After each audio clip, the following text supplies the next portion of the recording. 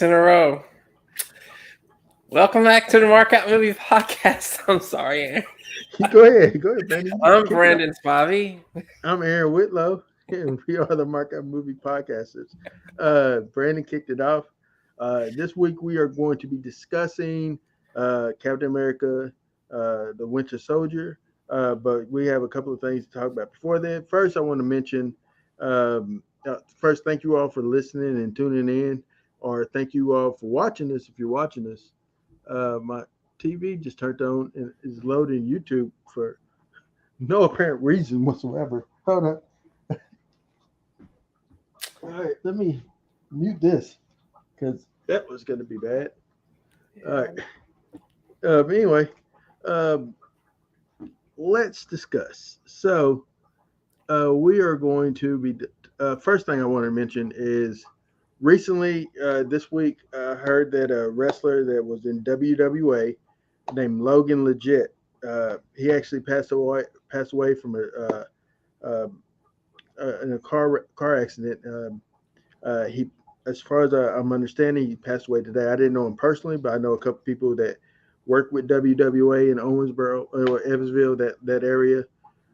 And I want to send my love and prayers and thoughts to them, to Logan Legit and his family and his friends. And I believe that their show that they're having is going to be in dedication to him. So thoughts and prayers to him, his family and friends, and those that knew him and loved him. Hate to hear of anyone passing away. And I just want to start off by saying thoughts and prayers to him.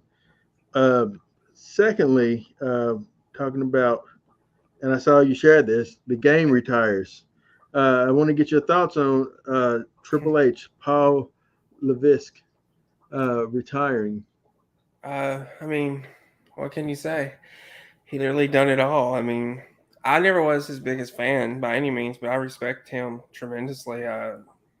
Where he started in WWE as the Hunter Hearst Helmsley and where it grew. I think if anyone grew, no one grew more than he did as character development. No one. I can't think of one person. Not even the Undertaker. I Triple H just he started so small, and he just kept growing and growing. It became the game, and I just the stuff with the Eds is great. Evolution, the Authority. I mean, he had a career that's Hall of Fame worthy twice. I mean, it's Twice unbelievable over. actually. Yeah, Yeah. And and and even in his, you know, hastening to kind of emulate Ric Flair, he also was a part of Evolution. two great stables with DX Yeah. and Evolution. And Evolution was within themselves actually excellent stable, and not only that, but just his work with NXT Oh was yeah. Yeah. you feel it was such a shift or such a change in what NXT was behind Hunter versus what we have it as now, or what we had it as prior to that. So, his mind for wrestling was like he loved the business, and but I can understand him having to retire and everything. But yeah, I'm thankful. I'm thankful I got to see him live before. So here as Hunter Hearst Helmsley, and I seen him in his Triple H form as well. So Yeah. Yeah. I saw him twice, I think, against Undertaker at WrestleMania 27, mhm. and against Brock Lesnar at it wasn't WrestleMania. It was the pay per view after that, the Steel Cage, where Brock won. Uh, that's what I remember seeing. I may have seen more, but I remember those two matches. He was great, though. I mean, he has a Hall of Fame worthy career twice, in my opinion. I think he's actually because I knew Rick was like his mentor and everything. He wanted to be like him. You could tell that in Evolution, but I think he's bigger than Ric Flair, in my opinion. I think he surpassed Rick. Honestly, no doubt, in my Yeah, opinion. But yeah, his I still remember watching his return once he returned from his torn quad.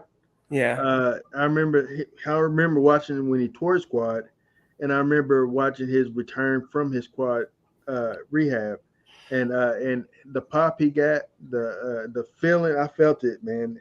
I was watching it at home, and I got goosebumps. Just like came out swole, and it's like, Yeah. man, it just was like it was It a was a great special feeling. moment. It Yeah, really was. and like you said, I've never really been a big mark for Triple H, but I absolutely respected his game, and I always respected his game. I always thought that he's one of the best in the business, and so. Um, but yeah, I want to actually ask you now before we get to Captain America, what you watched. So anything noteworthy?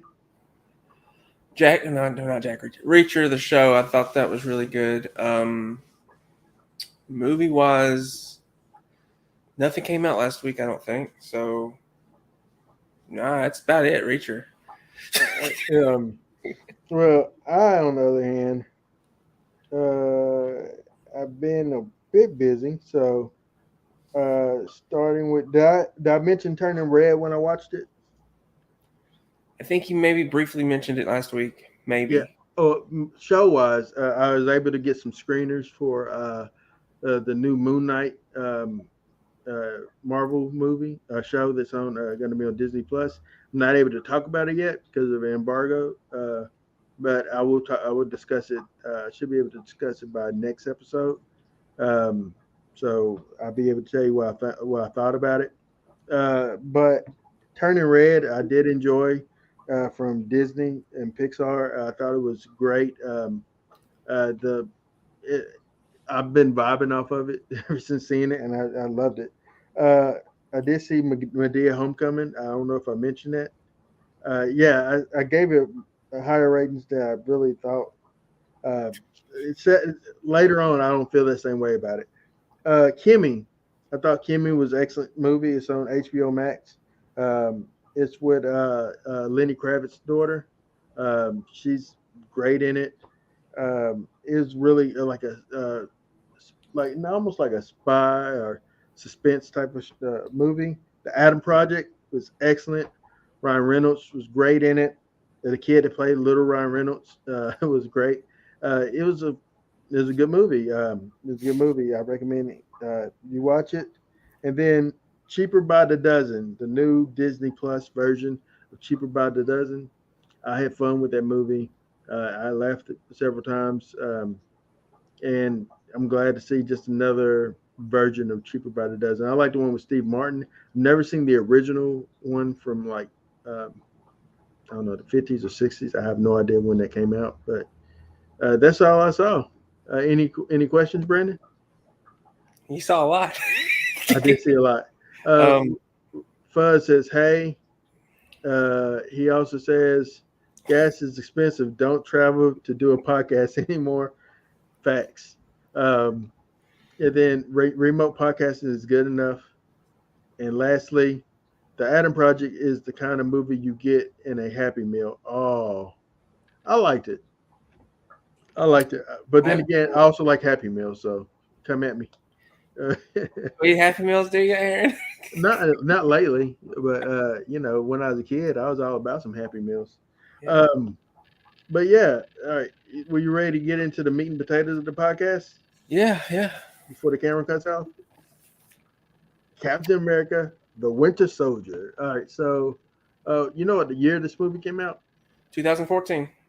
All right, 2014. Uh, and it stars Chris Evans again.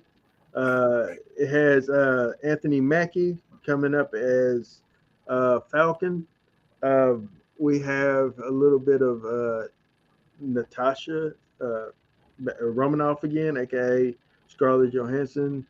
Sam Jackson as Fury still, and we got a bunch of people, but no pure. I don't know, Robert Redford. I guess you can consider him the villain in this. Definitely the villain in this movie, Aaron. But I We're mean, gonna talk about Robert. Oh, we're gonna talk about it. At least I am. all right. But Don't forget Frank Grillo. His bones. His later becomes Bones, Crossbones. yes, But yeah. Where do you know him from other than Marvel? let's see. He did the Purge sequel, Oh the yeah, yeah, yeah. sequels 2 and 3. That's when I really grabbed onto him because I thought he was great, and I thought they were they were pretty good movies, even though they weren't really horror movies. They're more action oriented. That's when I really started to notice him. Then he got a hold of Marvel. He did a Skyline sequel too, but I haven't seen that. But he does these little bitty. I don't want to say they're straight to video, but sometimes he'll pop in like Cop Shop. He was in Cop Shop. Mm-hmm. Sometimes he'll pop in a little action thriller that goes to theaters, and sometimes they'll go straight to streaming. But I always enjoy watching him regardless. I forgot to mention Sebastian Stan as Yeah, Winter Bucky Soldier. Barnes. Well, he was, and it's not to underplay him. There's a lot of people in it. Sebastian did an excellent job. Um, I absolutely, first of all, just no mystery. I absolutely love this movie. Brandon mentioned when he wrote the teaser for this episode, he says that this is the best Marvel movie uh, Well, in cinematic MCU I said history. arguably the best. Arguably, and You were going to argue it. I'm not going to argue it because I think that you're correct. I mean, I think about the fact that I do like obviously Endgame, and I like those other ones, and I like No Way Home, but it's not technically a Marvel film, as it's more of a Sony film, but Marvel adjacent. But I would say that straight up Marvel, this is the best Marvel film, and I I think don't, it's not your usual Marvel movie. It feels like it's a real political thriller in a Marvel Cinematic Universe, and I haven't seen that one. That's with Mel Gibson, isn't it? boss. Oh, Brandon, remember you got to mention what you're referring to because there's some people just listening Oh and yeah, not the watching. Boss Level, Frank Grillo's best movie. I That's haven't what seen it, Fuzz but I do Aldrin believe it's said with Mel, but I have not seen it. on Steve, your left. yeah, Yeah, on yeah, your left. But he yeah, quoted that I don't know how many times. I liked it, and it came up later on in Endgame. So yeah, uh, I loved it, man. Just absolutely thought that this movie is phenomenal. So, what is your what's some of the things that stood out to you in this film? I think Chris as Captain America. I felt he wasn't chained as much as he was in the first Avenger. Um, I liked Nick Fury's little portrayal here. I loved. You may not agree with me on this one, but I loved Robert Redford. But I love Robert Redford. Like I don't look at him in this movie like if it been me, I've been with him because the way he can con you, the way he speaks, you just man, this guy he knows what he's doing. He makes it sound good even though it's wrong. He makes it sound so good. He's a seasoned veteran, man. This guy Yes, is. I mean, I love him. I love seeing him in this movie. I like Frank Grillo as well. He's kind of the main henchman for Robert Redford, besides the Winter Soldier. Um, You know, but you didn't really know his motivation for anything. He was a yes man. You didn't know. I didn't know he was Crossbones at this point, so I didn't really um, know his motivation. yeah, Really, I think that I think that like for one, we talk about Samuel Jackson, who um, we start with Captain America going through like this, going through this, like doing this mission with Scarlet, with Natasha, Black Widow, and but she has her own secret mission. But her mission is to find out exactly who is trying to steal intel from Shield. I guess that's what I took from it. yeah, Uh, and come to find out there is um, what is Hydra is very much alive, and Robert Redford is currently the head of Hydra, and and I thought that it was like when the moment that uh, they try to take out Samuel Jackson, I thought that was just like an amazing scene. Was Like that whole scene was just crazy. yeah, it was brilliant, and not just from an action standpoint, just telling your story. I mean, this political thriller, it was amazing back in 2014, and it's amazing in 2022. This movie has aged so well. If I honestly believe it came out this year. It's been 8 years, but it's it holds up. Yeah. Like whereas some of the other ones don't hold up as much. This Mhm. one just from this point where we started with Iron Man to right here, in which is like 5 years, right? Mhm. It feels so much bigger, from This is where we started. this Like, movie is the most mature of the at yeah, this point. It's the most. It feels like an adult movie. Like that sounds weird. It feels like a grown up movie. You know what I'm saying? yeah, it does. A mature film. Yeah. So it has that like Captain America. It's no mistake. Iron Man is like the big.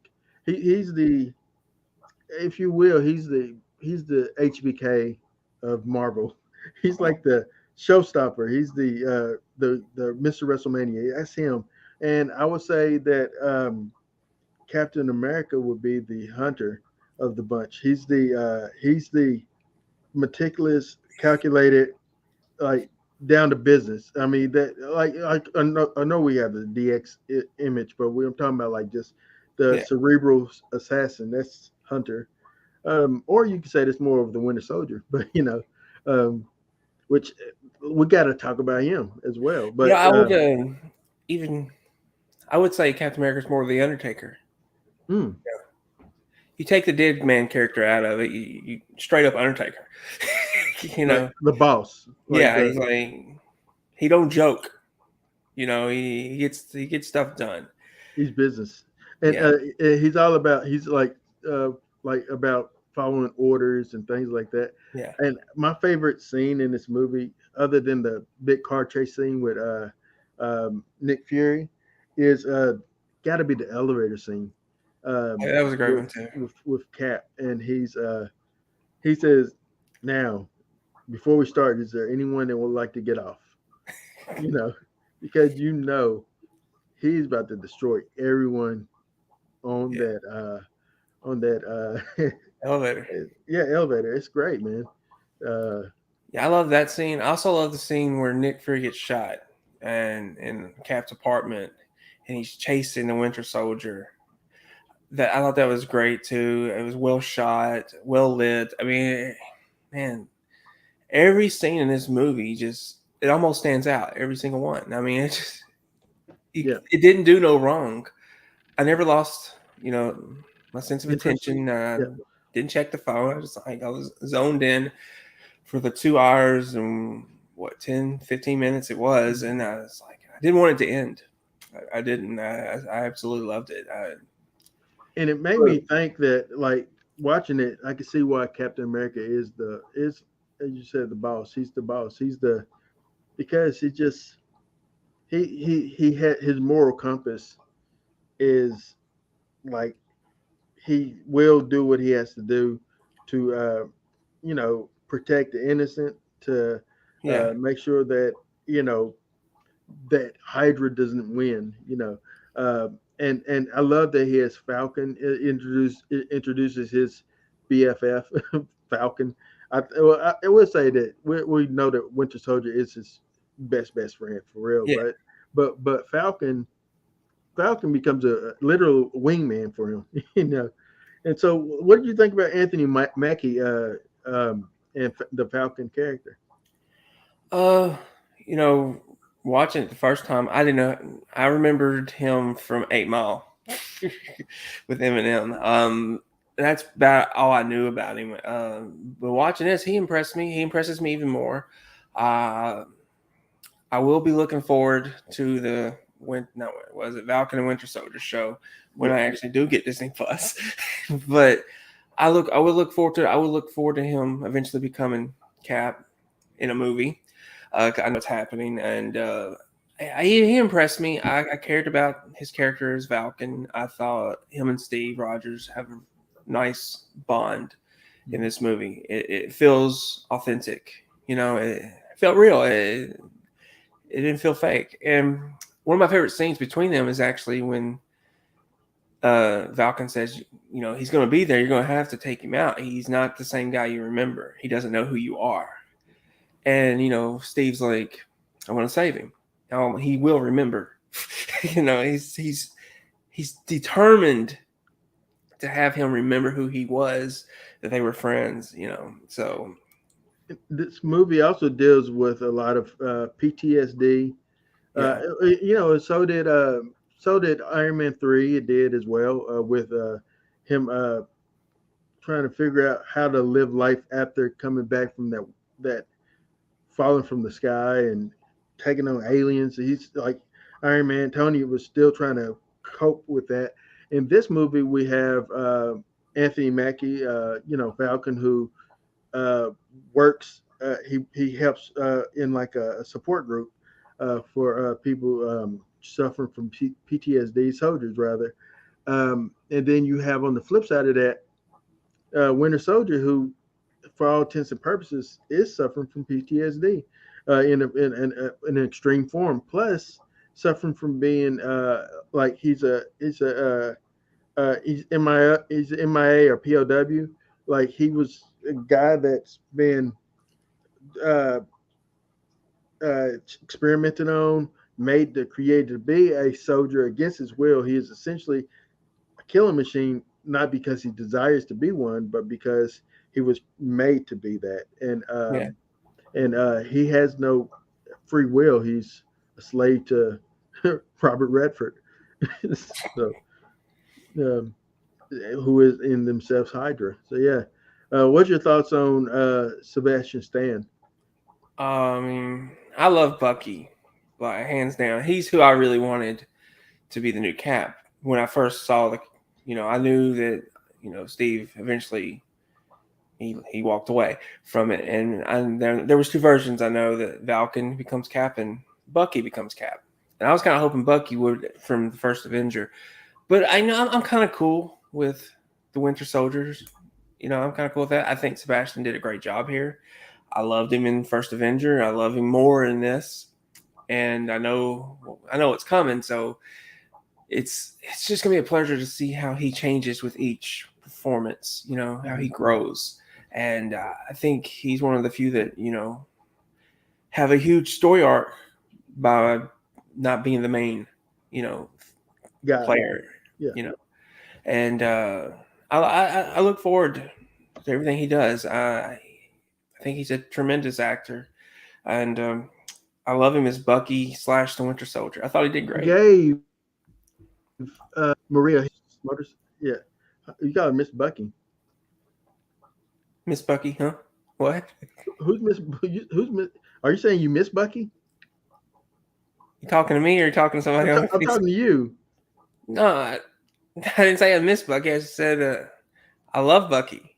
Oh, okay. It sounded like you said something else. Anyway, I said Kobe Smulders pops up as Oh yeah. Maria Hill again.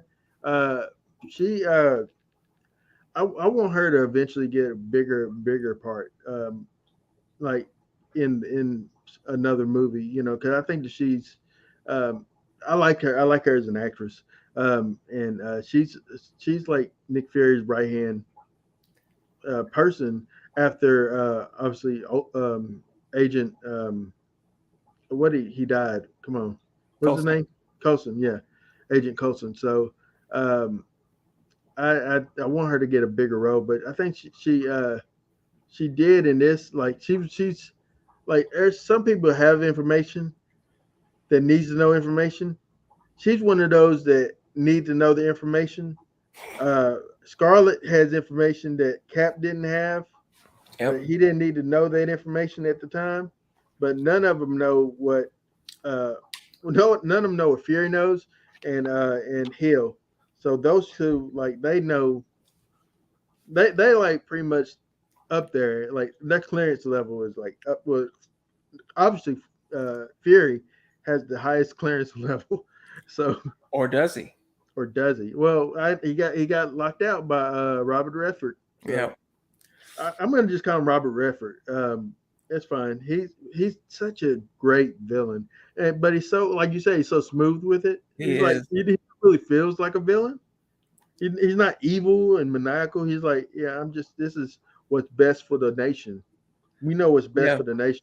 You know, I mean, I think he truly is looking out. He's like he's trying to fix the problems. You know, we can kill whatever thousands, 20,000 people, but we can save like 7 billion.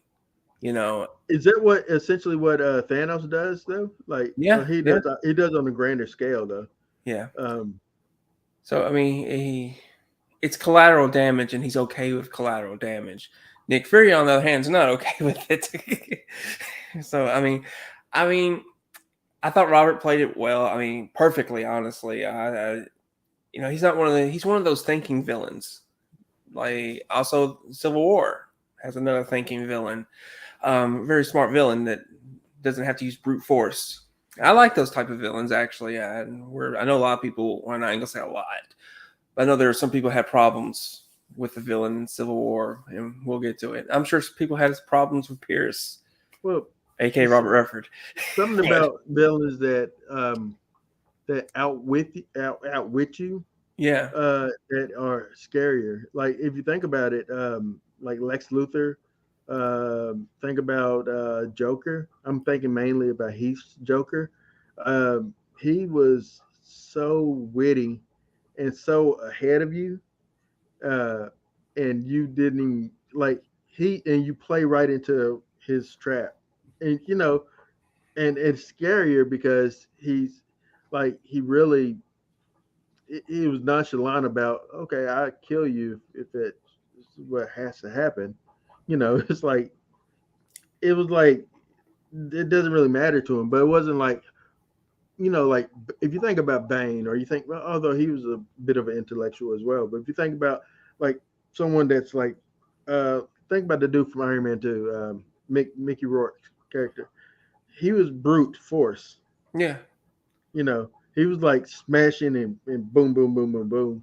Although at the end he kind of started thinking like a mad scientist, but you know, um, it didn't get him as far as say Heath Ledger got with what he no, did. no, Heath Ledger outsmarted them all. So I mean, you know, well, his Joker outsmarted them all, I should say. Um, Even Batman outsmarted Batman. He made Batman the villain by the end of the movie. And that was his aim. That was his Yeah, aim. yeah, Yeah. take their white shining knight and turn him, which he did with Harvey Dent, which caused Batman to make the choice because he couldn't allow Harvey to be the villain, not to the people anyway. So yeah, I love characters like that though. But Joker, he may not have been forceful, but man, he was so great. Mhm. He is great.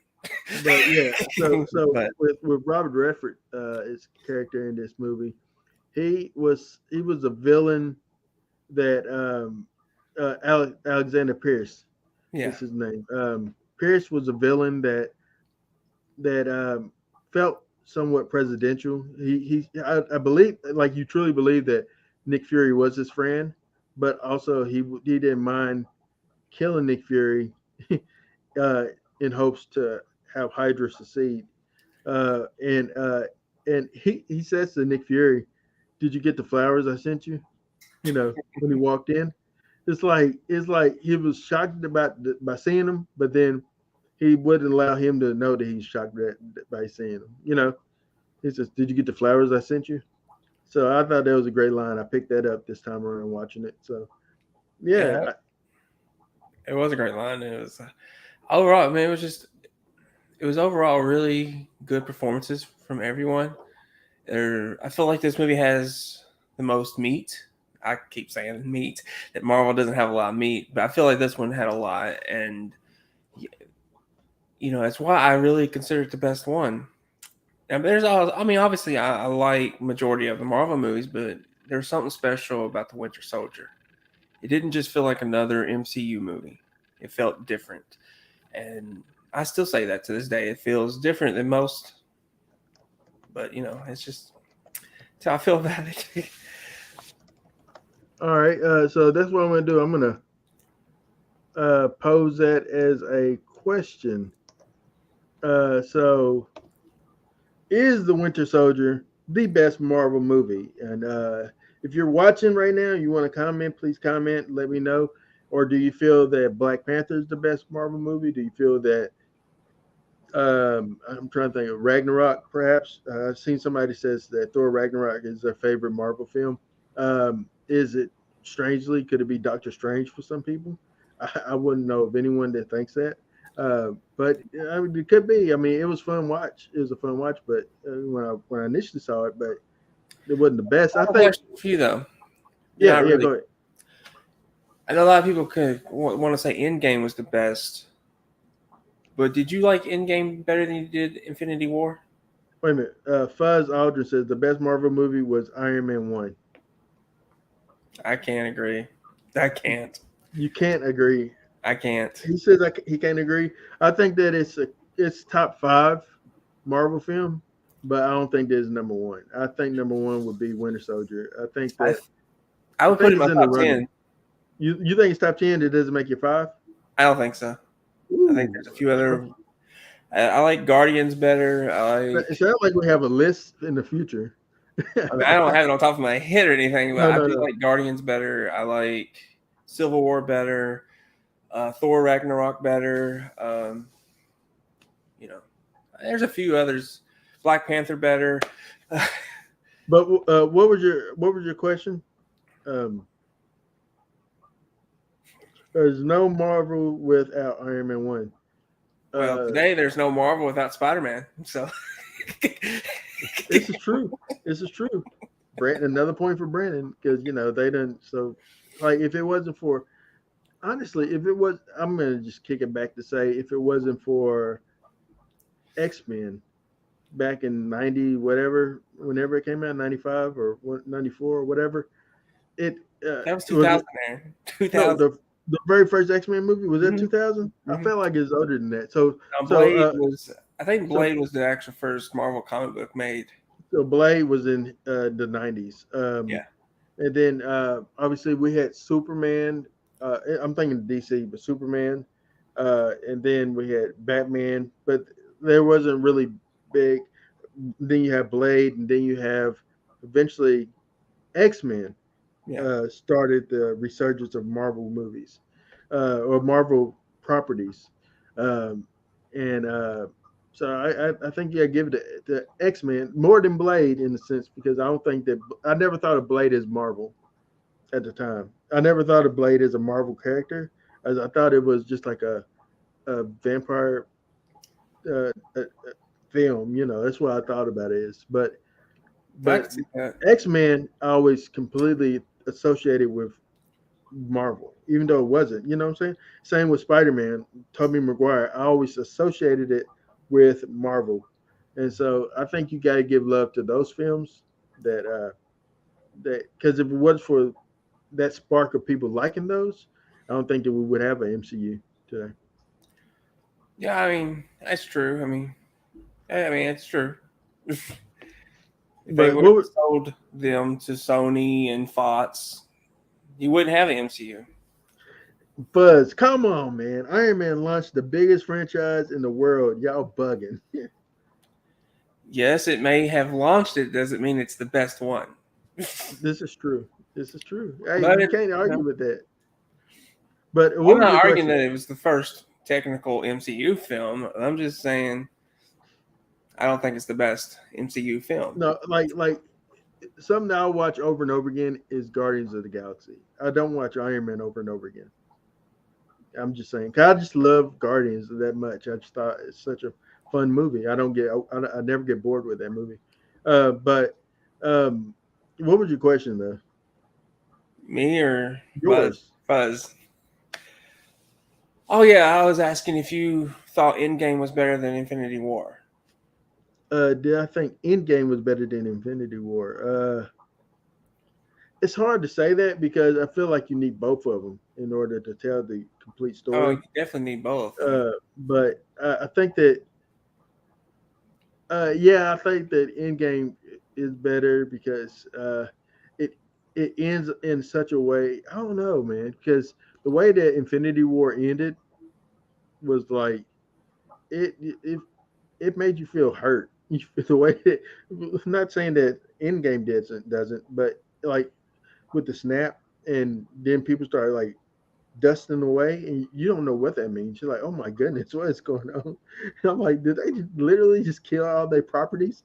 But then like with Endgame, uh, that moment with Tony just brings everything together, and it's just I haven't really watched. I watched it only once before, once after seeing it in theaters, um, and I don't know. No, I haven't. I don't think I have. I don't think I have watched it since. I don't think I have watched it since. But man, it's just it was a hard moment to watch, and then like the end, it makes you excited to see where Marvel goes with it. But now we know that Marvel hadn't. Come on, Marvel, what you doing, dude? Get on it, bro. Don't, can't Eternals. That's weird, dude. Don't do that. But Don't do that.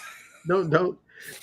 Then Shang-Chi, yes, you came out the gate with some good stuff, but the Eternals, that's like that's like I like it. that's like the dark world of Yeah, the but new Marvel phase. they're giving these other minority characters a chance on the big screen, though. I mean, I'm you cool gotta with give them that, a but try. Eternals is just boring.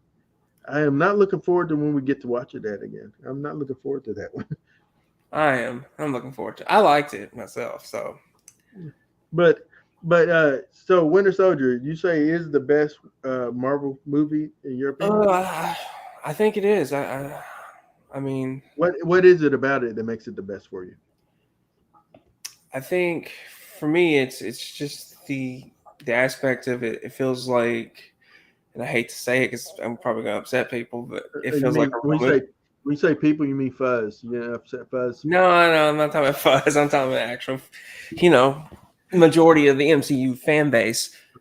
When I say this, I feel that Winter Soldier is a real movie compared to the rest of the MCU films, where MCU films really feel more like popcorn family fun.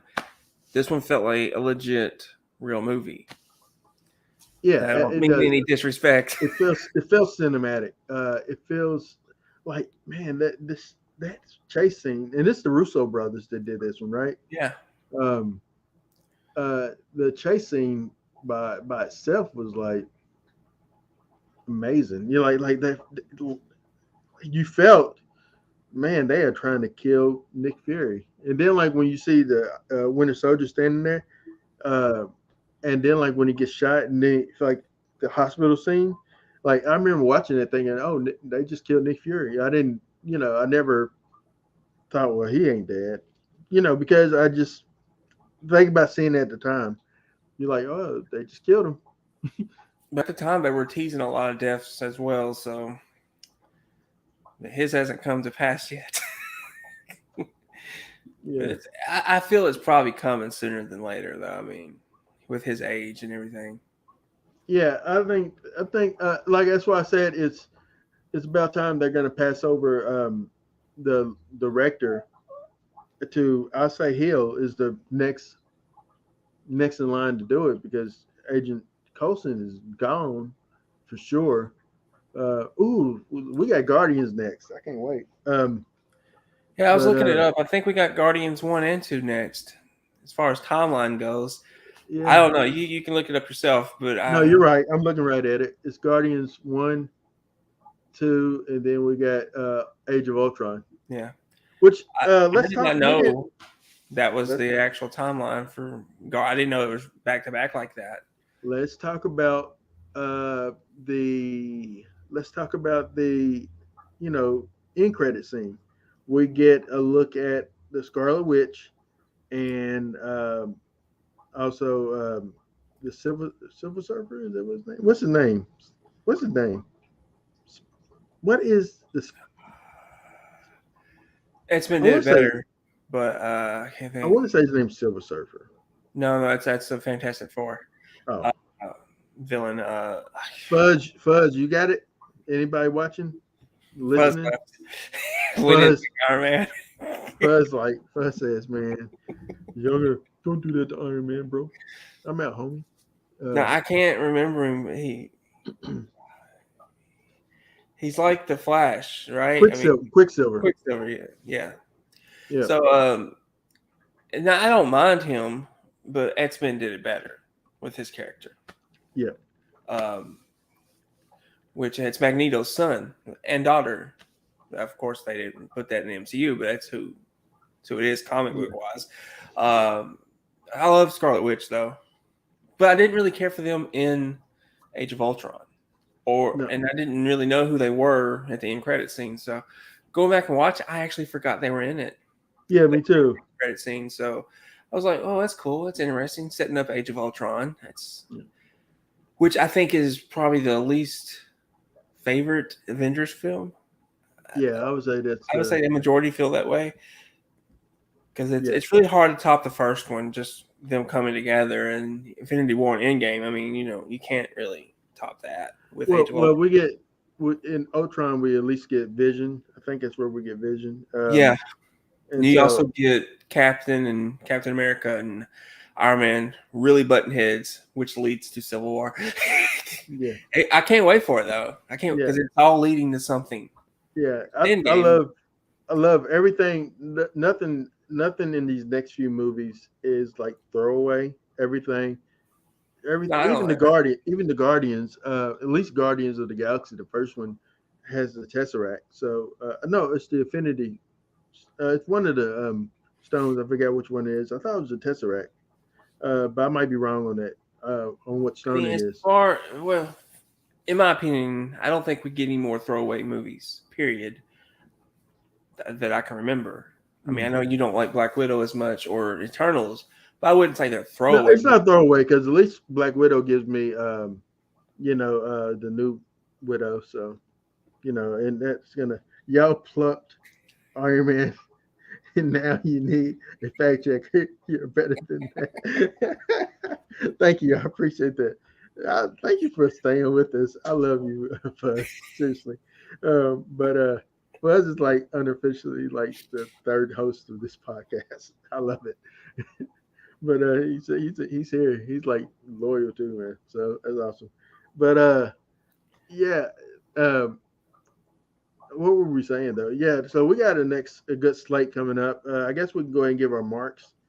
Because we spoke about it I guess you can give your last thoughts with your mark. So well, okay, I will say when Cap saves Winter Soldier, they have a little brief moment. We gotta talk about that. Yeah. So first, let before you go there, I gotta talk about. All right. So when Cap says Bucky, and he kind of knows and says, "I remember him. I know him somewhere," but then they erase his memory and reprogram him. And then like Cap saves Bucky, but then Bucky starts beating on him, and then like Cap says, I'm gonna be with you to the end or something like that. Yeah. And Bucky stops. Which is a throwback to when they were friends before they went to war in the first Avenger. That's what Bucky told him. So he's just trying to, remind him, getting his memory, because it's foggy. He's had so much done to him, and it's sad. It is. I think it's the saddest story in the MCU. Is what happened to Bucky Barnes. It's truly sad, and you're just hoping that Captain America, Steve, can get to him. Can bring him out of this, and kind of does, but kind of doesn't at this point. Yeah. At this point, it leaves you with, that Bucky isn't. He broke through to him a bit, to a point where he saves him. He consciously saves him versus killing him. Yeah. But he doesn't but he leaves him on the side of the water. And he's in the wind. But yeah. I just thought it was a great moment, though, when they were fighting, and Captain's like, I'm not going to fight you anymore. I thought that was a great moment. And when Cap's in the water, and of course Bucky saves him, and he walks on. That end credit scene though, with him looking at himself in the museum, it's like, man, it is a revelation to him. It's like, who am I really? And he's got a lot of questions. I'm Which, sorry, I didn't see a message on Facebook. I'm sorry, is I didn't see one. I've been watching it several times, but Latrell Shirley, my cousin, says the elevator fight scene with Captain America is great. Uh, it was an excellent scene. it really Um, was. but yeah, no, I agree with you. I think that and it kind of gets you excited to see what happens with Bucky. And now we know, obviously, like you. I guess there's always, and we get that more in Civil War. Civil War, is he really cured? Is he not? Is Yeah. it safe to be around this guy? And people don't really know how to handle him. It's a great Um, story arc in Civil War because you find out revelations what he actually did to a certain member of the Avengers family. It puts Cap in the middle of it, and he's got to make a choice. But we'll get there soon. yeah. But Um, I look but forward to it, though. I look forward to that. yeah.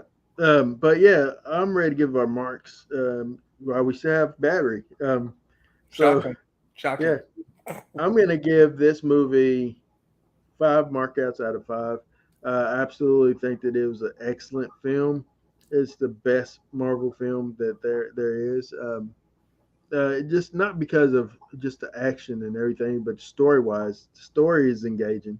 If you cut out all the action stuff in it, it still would be an engaging story. And I Yeah, think that it's well acted. It introduces Anthony Mackie's character, and I think he had a strong outing, and it made you like, okay, Falcon, this guy's interesting. yeah. I care Uh, more about Falcon than I did Rhodey.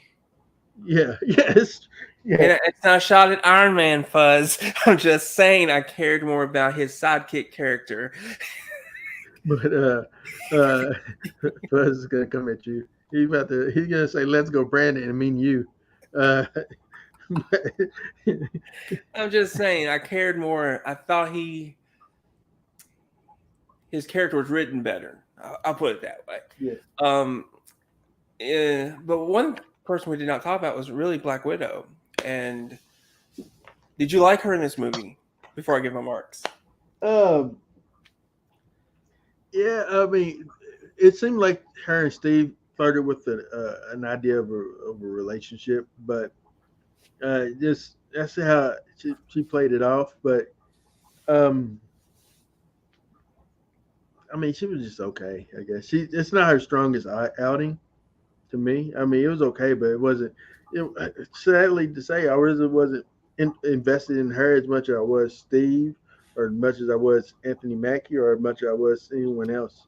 but I think you will respect it when we get to Civil War. Why she chooses to side with Captain instead of Iron Man, and I think it has a lot to do with their bond in this movie. Hmm. Uh, there's a reason why she does. So I think it'll come back, be a callback to the Winter Soldier. I liked her. I mean, I agree it's not her best outing. I think her best outing probably it may be Endgame or Infinity War. I kind of put them together. I think that's probably her best. What's your But her marks? marks would be 5 out of 5. All right. Brandon trying to test the limits of this battery, man. It just now said 30%, but that don't mean nothing. But yeah, okay. Well, next week we will have Guardians of the Galaxy, and then we got the Dead Guardians of the Galaxy Volume 2, um, and then we have Avengers: Age of Ultron, and we'll keep going from there. Uh, but in the meantime, in between time, Aaron Whitlow, Brandon Spivey. thank you for marking out with us here on the Mark Out Movie Podcast. Peace.